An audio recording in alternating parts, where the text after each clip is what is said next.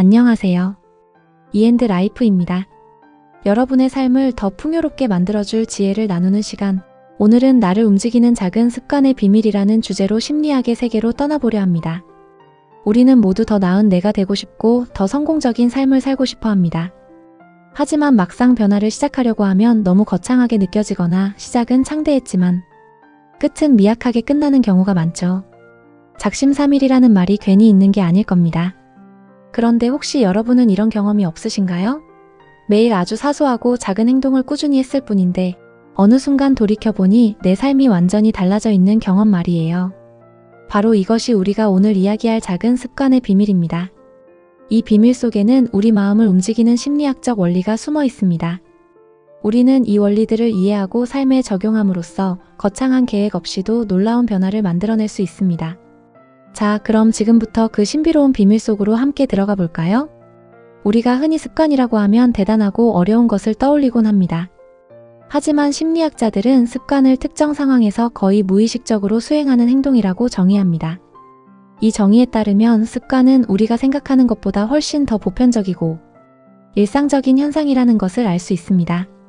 아침에 눈을 뜨자마자 스마트폰을 확인하는 것, 양치를 할 때 항상 같은 순서로 닦는 것, 퇴근 후에 TV 리모컨을 찾는 것.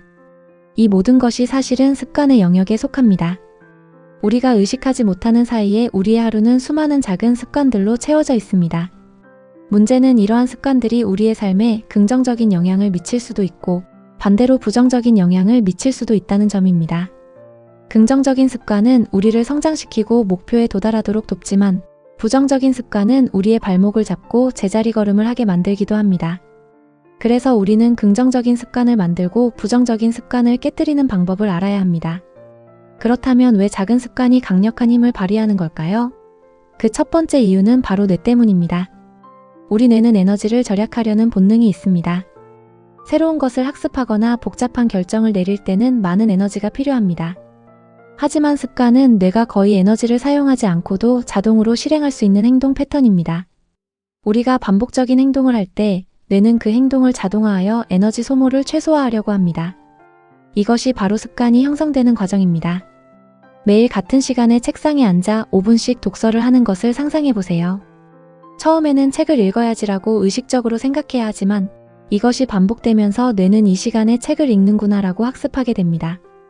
어느 순간부터는 별다른 생각 없이 자연스럽게 책을 펼치고 있는 자신을 발견하게 될 겁니다. 이처럼 습관은 뇌가 효율적으로 작동하기 위한 메커니즘이자 우리의 행동을 자동화하는 강력한 도구입니다. 두 번째 비밀은 복리 효과입니다. 복리 효과는 금융 투자에서 주로 사용하는 용어이지만 습관 형성에도 그대로 적용될 수 있습니다. 매일 아주 작은 개선이라도 꾸준히 이루어진다면 시간이 지남에 따라 그 효과는 기하급수적으로 커집니다. 예를 들어 하루에 1%씩만 나아진다고 가정해 봅시다. 1년 뒤에는 무려 37배나 더 나은 자신이 되어 있을 것입니다. 반대로 하루에 1%씩 퇴보한다면 1년 뒤에는 거의 모든 것을 잃게 될 수도 있습니다. 이것이 바로 작은 행동의 무서운 힘입니다. 오늘 딱 10분만 운동하는 것, 오늘 딱 한 페이지라도 책을 읽는 것, 오늘 딱 한 문장이라도 영어 단어를 외우는 것. 이 작은 행동들이 매일 쌓이고 쌓여 엄청난 결과로 이어질 수 있다는 것이죠. 우리가 흔히 성공한 사람들의 이야기를 들으면 그들이 마치 단번에 엄청난 일을 해낸 것처럼 생각하기 쉽습니다. 하지만 그들의 성공 뒤에는 매일매일 꾸준히 반복했던 수많은 작은 습관들이 숨어 있습니다. 그렇다면 구체적으로 어떻게 이 작은 습관의 비밀을 우리의 삶에 적용할 수 있을까요? 여기서 우리는 몇 가지 심리학적 원리들을 활용할 수 있습니다. 첫 번째는 작게 시작하는 것입니다. 많은 사람들이 새로운 습관을 만들 때 너무 거창하게 목표를 세웁니다. 매일 1시간씩 운동해야지, 매일 책 한 권을 읽어야지 같은 목표는 얼핏 보면 의욕적이고 좋아 보이지만 실제로 지속하기는 매우 어렵습니다. 우리의 의지력은 한정되어 있기 때문에 너무 큰 목표는 쉽게 소진되어 버립니다. 그래서 심리학자들은 아주 작게 시작하라고 조언합니다. 너무 작아서 실패하는 것이 거의 불가능할 정도로 작게 시작하는 것이 중요합니다. 예를 들어 매일 팔굽혀펴기 1회 또는 매일 책 한 페이지 읽기처럼 말이죠. 처음에는 이게 무슨 효과가 있을까 싶을 정도로 작게 느껴질 수 있습니다. 하지만 중요한 것은 시작하는 것이고 그 행동을 반복하는 것입니다. 이 작은 행동이 습관으로 자리 잡으면 그때부터 점진적으로 그 크기를 늘려나가는 것이 훨씬 효과적입니다. 두 번째 원리는 신호 반복 보상의 습관 고리입니다. 심리학자 찰스 두이그는 그의 저서 습관의 힘에서 모든 습관은 이 세 가지 요소로 이루어진 고리를 따른다고 설명합니다. 먼저 신호는 습관을 유발하는 계기입니다. 예를 들어 아침에 알람이 울리는 소리, 퇴근 후 현관문을 열고 들어서는 순간 등이 될 수 있습니다. 다음으로 반복은 신호에 대한 우리의 반응, 즉 실제 행동입니다. 알람이 울리면 스마트폰을 확인하는 것, 현관문을 열고 들어서자마자 소파에 앉는 것과 같은 행동이죠. 마지막으로 보상은 반복된 행동 후에 우리가 느끼는 만족감이나 긍정적인 감정입니다. 스마트폰으로 뉴스를 보며 정보를 얻는 만족감, 소파에 앉아 편안함을 느끼는 것 등이 보상이 될 수 있습니다. 이 고리를 이해하면 우리는 좋은 습관을 만들고 나쁜 습관을 깨뜨릴 수 있습니다. 좋은 습관을 만들고 싶다면 명확한 신호를 만들고 아주 작은 행동을 반복하며 그 행동에 대한 긍정적인 보상을 자신에게 주어야 합니다. 예를 들어 아침 식사 후 바로 설거지하기라는 습관을 만들고 싶다면 아침 식사 후 식탁을 치우는 것을 신호로 삼고 설거지통에 그릇을 넣는 작은 행동부터 시작하며 설거지가 끝난 후 깨끗해진 주방을 보며 만족감을 느끼는 것을 보상으로 삼는 것이죠. 세 번째 원리는 환경 설계입니다. 우리의 행동은 생각보다 환경의 영향을 많이 받습니다. 의지력만으로 습관을 유지하는 것은 매우 어렵습니다. 그래서 우리는 좋은 습관을 만들기에 유리한 환경을 조성하고 나쁜 습관을 없애기에 불리한 환경을 조성해야 합니다. 예를 들어 독서 습관을 만들고 싶다면 책을 가장 잘 보이는 곳에 두거나 침대 옆에 항상 책을 놓아두는 것이 좋습니다.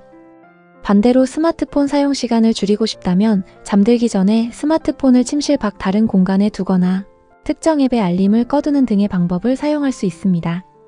환경을 바꾸는 것은 우리의 의지력을 소모하지 않고도 행동을 변화시키는 매우 효과적인 방법입니다. 게으른 나를 탓하기보다는 게으를 수밖에 없는 환경을 먼저 점검하고 개선하는 것이 중요합니다. 네 번째 원리는 정체성 기반의 습관 형성입니다. 많은 사람들이 나는 운동을 해야 해 또는 나는 책을 읽어야 해라고 목표를 세우곤 합니다. 하지만 이보다는 나는 운동하는 사람이야 또는 나는 책 읽는 사람이야 라는 정체성을 가지는 것이 훨씬 더 강력한 동기부여가 됩니다. 우리는 우리가 누구라고 생각하는지에 따라 행동하는 경향이 있습니다. 만약 여러분이 자신을 운동하는 사람이라고 정의한다면 운동을 하지 않는 것은 자신의 정체성과 모순되는 행동이 됩니다. 따라서 자신의 정체성에 부합하는 행동을 하려는 강한 동기가 생겨나게 됩니다. 작은 습관을 시작할 때 그 습관이 나에게 어떤 사람이 되게 해줄 것인지 생각해 보세요. 나는 글 쓰는 사람이야 라는 정체성을 가진다면 매일 단 한 문장이라도 글을 쓰는 것이 훨씬 쉬워질 겁니다. 이처럼 정체성을 기반으로 습관을 형성하면 외부적인 강제나 보상 없이도 스스로 행동을 이끌어낼 수 있는 내재적인 동기가 부여됩니다. 다섯 번째 원리는 완벽주의를 버리는 것입니다. 새로운 습관을 만들 때 많은 사람들이 매일매일 완벽하게 해야 한다는 압박감을 가집니다. 하지만 인생은 계획대로 되지 않는 순간이 많습니다. 예상치 못한 일이 생겨서 운동을 거르거나 피곤해서 책을 읽지 못하는 날도 분명히 있을 겁니다. 이때 많은 사람들이 나는 역시 안 되라고 자책하며 습관을 완전히 포기해버리곤 합니다.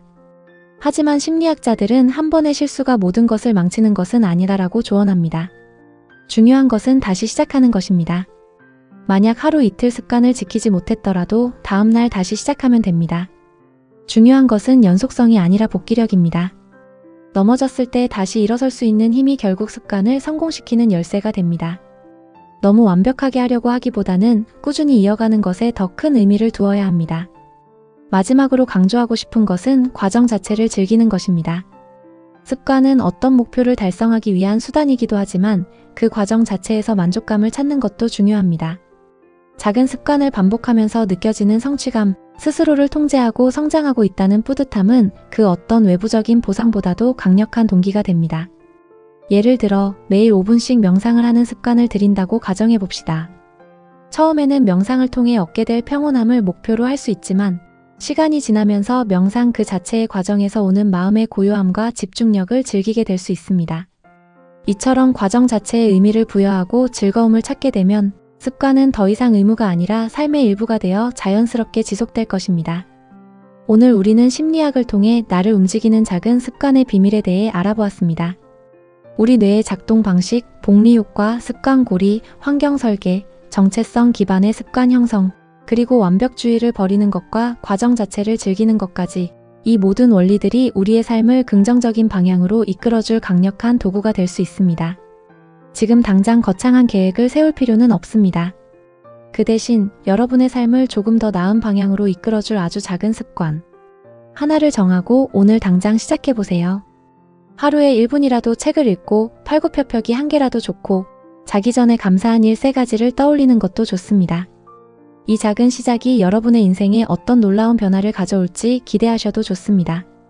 여러분의 삶에 긍정적인 변화를 가져다줄 작은 습관의 여정을 응원합니다. 구독과 좋아요는 저에게 큰 힘이 됩니다. 감사합니다.